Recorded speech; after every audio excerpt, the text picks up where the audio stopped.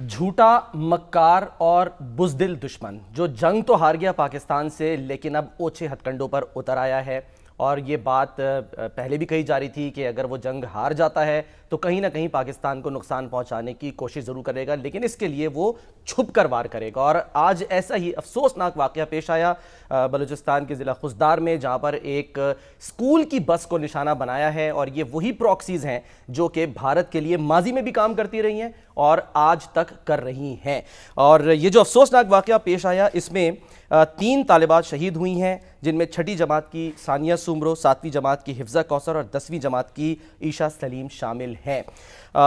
जो वज़ीर आला बलूचिस्तान हैं, उन्होंने क्या कहा इस वाक़े के बाद, किस अज़्म का इजहार किया, वो आपको दिखाते हैं और फिर इस पर हम बात करेंगे। की हद तक लड़ाई आ गई तो अब कोई गिला हमसे भी ना हो, और उसका रिस्पांस जो है वो ज़रूर मिलेगा। कम से कम हमारे निशाने पे बच्चे नहीं होंगे, हमारे निशाने पे वो लोग होंगे और वो दहशतगर्द होंगे जिन्होंने आज ये खून बहाया है। भारत उस शिकस्त का जो उसको मुंह की खानी पड़ी है, इंटरनेशनल दुनिया में जो उसकी सुबकी हुई है, हमें पता था, क्रेडिबल इंटेलिजेंस थी कि वो यहाँ पर बलूचिस्तान में जो है वो कुछ ना कुछ करेंगे। कि इसलिए मैं कहता हूँ दहशतगर्दों का ना कोई कौम है ना कोई कबीला है, इनको सिर्फ दहशतगर्द कहा जाए। शामी साहब, वो कहते हैं ना, चोर चोरी से जाए हेरा फेरी से नहीं। यानी कुछ नहीं बन पा रही तो अब ये कि कुछ ना कुछ इस तरह की हरकतें करनी है जिससे पाकिस्तान को किसी ना किसी तरह नुकसान पहुंचाना है। देखिए, स्कूल बस है आर्मी पब्लिक स्कूल की, जी हाँ, उस पर खुदकुश हमला हुआ है कार बम, बिल्कुल। और कितने फूल से बच्चे जो हैं जान की बाजी हार गए, कितने जख्मी हो गए और अस्पतालों में जेर इलाज हैं। और ये जो बच्चों पर हमला है, ये दहशत गर्दी की सबसे बदतरीन सूरत है, निचला दर्जा है, गिरी हुई सबसे ज्यादा। और इससे पहले 2014 में पेशावर में आर्मी पब्लिक स्कूल जो है उस पर हमला हो चुका है। जी हाँ, इन दहशत गर्दों ने वहाँ कुछ 150 के लगभग, जी हाँ, जो शहादतें हुई थी, हमारे फूल जैसे बच्चे जो हैं जान की बाजी यानी उस जान की बाजी खेल गए और उनके असातिज़ा वो भी निशाना बने।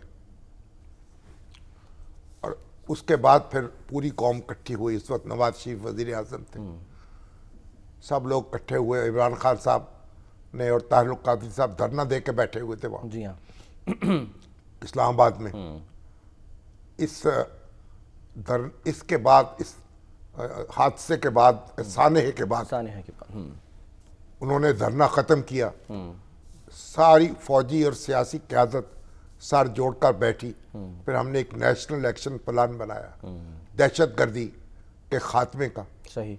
और अब उसके बाद बहुत से हमले हुए हैं, बहुत सी वारदातें हुई हैं, लेकिन जो स्कूल बस को फिर निशाना बनाया गया है खुजदार में, बलूचिस्तान में, जी हाँ, 0 पॉइंट पर बताया जाए कि, और ये है कि जाहिर है कि हमें इससे लड़ना है। अब हमारे जो ISPR ने हमें बताया है और हमारे जो मुतल्लिका हुक्काम बता रहे हैं कि इसके पीछे भारत है। और जाहिर है कि जब मैदान में आप मुंह की खाते हैं तो फिर छुपकर वार करते हैं।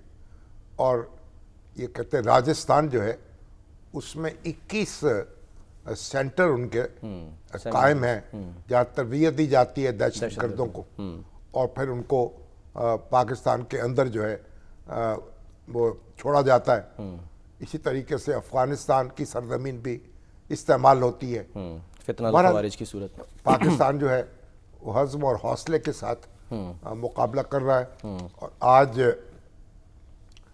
वज़ीर आज़म शहबाज शरीफ साहब की दोपहर को मुलाकात थी अखबार नवीसों के ग्रुप के साथ, और उसके बाद जनरल आसिम मुनीर जो हैं उनको फील्ड मार्शल का एजाज़ जो है वो सदर पाकिस्तान ने अता करना था, लेकिन वो तकरीब मुनक़िद हो रही थी।